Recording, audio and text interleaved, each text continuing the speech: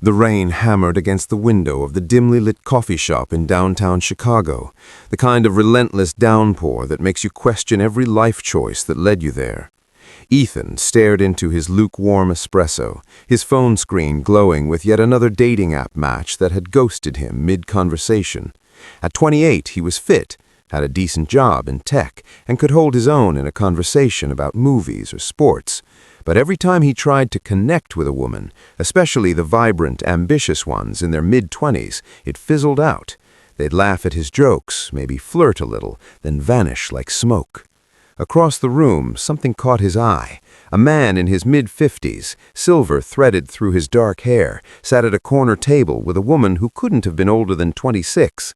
She was leaning in, eyes wide, laughing at something he'd said. Her hand brushed his arm, not casually, but with that unmistakable spark of genuine interest. The older man wasn't flashy, no expensive watch glinting under the lights, no loud stories, just calm, steady presence. He listened more than he spoke, nodding thoughtfully, his voice low and unhurried. And she was hooked. Ethan couldn't look away. What the hell does he have that I don't, he thought. It wasn't the first time he'd seen it. At parties, in restaurants, even at the gym, older guys drawing younger women in like magnets. Not creeps or sugar daddies, real, grounded men who seemed to unlock something secret, something women never admitted out loud. That night, as the rain eased, Ethan did something impulsive. He walked over, introduced himself, and asked the question burning in his chest. How do you do it?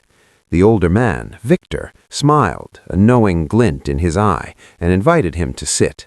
"Kid, it's not what you think," he said, "and if you're willing to listen, I'll tell you the real story, the one women won't say in daylight, but feel in their bones every single day."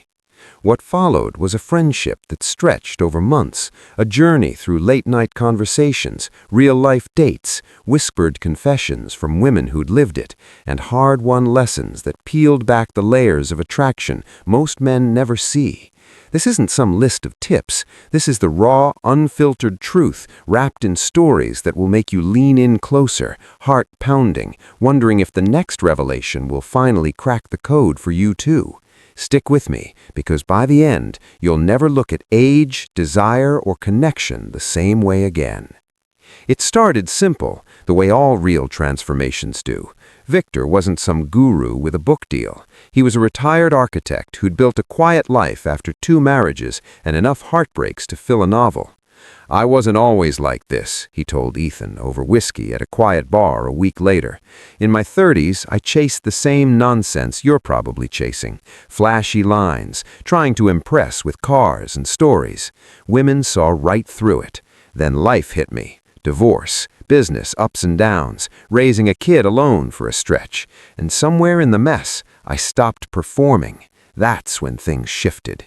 Ethan leaned forward, the bar's amber lights casting long shadows. "Shifted how?" Victor took a slow sip. "Women don't secretly want a boy who's still figuring himself out. They crave a man who is the figure. Not a father replacement, don't twist it that way, but someone who's already walked the path they're on. Someone who makes the world feel safer, not because he's rich or tough, but because he's steady, like gravity. You feel it before you understand it." The first real test came 2 weeks later. Ethan had matched with Sophia, a 24-year-old graphic designer with a sharp wit and a smile that lit up her profile pics. They met for drinks at a rooftop bar overlooking the city. Normally, Ethan would have launched into stories about his latest project, cracked jokes to fill the silence, maybe even subtly bragged about his promotion. But Victor's words echoed, "Listen like your life depends on it, not to reply, but to understand." So he did. When Sophia talked about her stressful deadline at work, the pressure from her family to settle down already, Ethan didn't jump in with solutions. He asked gentle questions. "What does that pressure feel like for you? Have you ever had a moment where it all felt worth it?" His voice stayed even, no rush, no needy energy. He held eye contact, not staring, just present. Sophia's shoulders relaxed. She ordered another drink on her own, and by the end of the night, she was the one asking him questions. "You're different from guys my age," she said softly as they walked to the elevator. "You don't always try to prove something. You just are." They kissed goodnight, and she texted him the next morning. "Last night felt real. Let's do it again." Ethan called Victor immediately, buzzing. "It worked, but why? I didn't do anything special." Victor cluckered over the phone. "That's the first secret, Ethan. Women secretly want a man who doesn't need to chase validation from them. Older guys often learn this the hard way, through years of getting it wrong. It's not arrogance, it's quiet confidence. You listened without fixing her. You didn't fill every silence with your ego. That creates space for her to lean in. She feels seen, not hunted. And in that space, desire builds. Slow, deep, irresistible."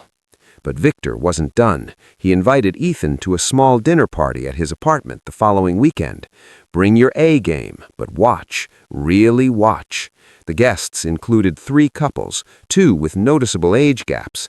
One was Marcus, 52, with his girlfriend, Lena, 27, a yoga instructor. They moved around each other like they'd known the dance for years. Marcus poured her water before she asked. He touched the small of her back lightly when guiding her to the table. Nothing showy, just effortless care. Later, as the group split into conversations on the balcony, Ethan pulled Lena aside under the guise of refilling drinks. "Can I ask you something personal? What drew you to Marcus?" Lena glanced back at him, smiling softly. "Most people assume it's the stability, his house, his career, and yeah, that's nice, but it's deeper. He makes me feel protected, not in some caveman way, emotionally. Like I can let my guard down because he's already carried heavier loads and come out stronger. Guys my age, they're still figuring out their own storms. Marcus, he's the calm after. He knows when to lead and when to let me fly. And the way he touches me, like he's savoring every second, not rushing to the finish line, it's addictive." Her words hung in the air as rain started pattering again outside. Ethan felt a shift inside him. It wasn't just about age, it was about what age often forged, a man who'd learned that real power is in restraint, in presence. Victor joined them later, sensing the conversation. "See," he said quietly to Ethan as the party wound down, "that's secret number 2. Women want to feel led, but not controlled. Older men who get it right have lived enough to know leadership isn't loud commands. It's decisive action wrapped in care. Planning the date without asking her to decide every detail. Handling the bill gracefully. Making her feel like the world slows down when you're together. It's evolutionary, sure, back when survival meant a partner who could provide and protect. But today, it's emotional survival. In a world that's chaotic and exhausting, she wants someone who says, without words, "I've got this, rest here." Ethan started applying it. His next date with Sophia? He picked the spot, a cozy Italian place he'd scouted ahead. He had her favorite wine waiting, he'd remembered from their first chat. When conversation turned to her fears about her career pivot, he didn't dismiss it or one-up her with his own stories. He shared a vulnerable piece of his past, a time he'd failed spectacularly at a startup, and how he'd rebuilt. No pity party, just truth. Sophia's eyes softened. "You make me feel like I can do the same," she whispered. By the third date, she was opening up about things she'd never told guys before. Her complicated relationship with her dad, the pressure to be independent while secretly craving support. Ethan listened, held her hand across the table, and when the night ended at her door, the kiss wasn't rushed. It lingered, full of promise. But Victor had warned him, the real secrets go deeper than surface attraction. One rainy Tuesday evening, they met at a jazz club where Victor knew the owner. The music was sultry, the crowd intimate. Over scotch, Victor shared his own story, the one that had changed everything for him. "I was 42 when I met Elena. She was 29, Fiery, independent as hell, fresh out of a relationship with a guy her age who partied more than he planned. I didn't pursue her hard, I just showed up consistently. Texts that actually followed through, dates that felt planned, not last minute. But the turning point, intimacy. Not just physical, though that matters. Women secretly crave a lover who's patient, who understands her body isn't a race. Older men who've learned this, they take their time. They read her cues. They make it about connection, not conquest. Elena told me once, late at night, "You make me feel desired for who I am, not what I can give you." That's the third secret, emotional and physical intimacy that's attuned. No games, no pressure, just presence that says you're safe to let go. Ethan's mind raced. He thought back to his past hookups, always a bit awkward, a bit performative. Victor continued, eyes distant with memory. But here's where it gets interesting. Women don't just want security in the moment. They want a man who inspires growth, who's lived enough to offer wisdom without preaching. I'd share stories from my travels, my mistakes in business, how I learned to forgive my ex, not to impress, but to connect. Elena started seeing me as a partner in her evolution. She'd text me after tough days, "Your perspective changed how I handled that meeting." The jazz swelled, and Ethan felt the hook sink deeper. This wasn't theory, it was real. He started noticing it everywhere now, in coffee shops, parks, even his own social circle. His friend Jamal, 31, complained about being friend-zoned by a 25-year-old colleague. Ethan suggested he try Victor's approach, plan a low-key hike, ask about her dreams instead of boasting about his own. 2 weeks later, Jamal was dating her.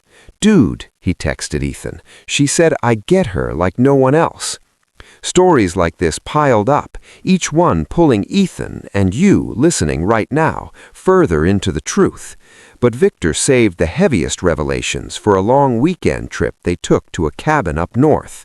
No distractions, just firelight, lake views, and brutal honesty.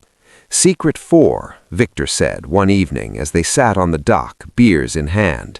Women secretly want to be cherished, not worshipped like a trophy, but valued for their essence. Older men who master this remember the little things, her coffee order, the way she lights up talking about her art. They send a text on a random Tuesday, thinking about that story you told me. You're incredible. It's not manipulation, it's intention. Life has taught us that time is short, so we don't waste it on games. We invest." He paused, the water lapping gently. "And the 5th, the one that keeps them coming back long after the initial spark? Depth, emotional range. We've cried at funerals, laughed through failures, held space for pain. Younger guys often hide that vulnerability behind bravado. We've learned its strength. When a woman shares her fears, we don't flinch, we meet her there. That creates a bond deeper than lust, trust that feels rare." Ethan's mind raced. He thought back to his past hookups, always a bit awkward, a bit performative. Over the next months, his life transformed. Sophia became more than dates. She became a partner who looked at him with something like awe. They traveled together. She introduced him to her friends, who whispered, "He's so mature in the best way." But Victor had one final layer, the ultimate secret that tied everything together. It came on a crisp autumn evening back in the city, months after their first meeting. They were walking through a park, leaves crunching underfoot, when Victor stopped.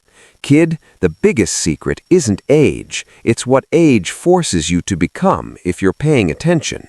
Women don't secretly want older men. They want the qualities that time often reveals: unshakable calm in chaos, the ability to lead with heart, a presence that says, 'I've fought my battles, and I'm here for yours.' It's not about gray hair or bank accounts, though those can help signal it. It's about embodying the man who makes her feel alive, safe, and seen all at once. Evolutionary wiring? Sure. Psychological need? Absolutely. but at the core, it's human. She wants to build a life with someone who's already built himself. Ethan stood there, the wind rustling the trees, and felt the weight lift. He wasn't chasing some magic formula anymore. He was becoming the man who naturally attracted it. Years later, Ethan, now in his 40s with his own stories of love and loss, would sit across from younger guys in that same coffee shop. He'd see the frustration in their eyes, the same one he once had, and he'd lean in just like Victor did.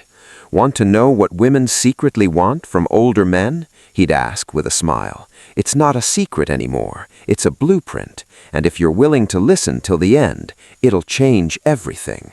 The rain might fall outside, but inside, the connection ignites. And you, yes, you, watching or reading this right now, feel it too. That pull, that realization.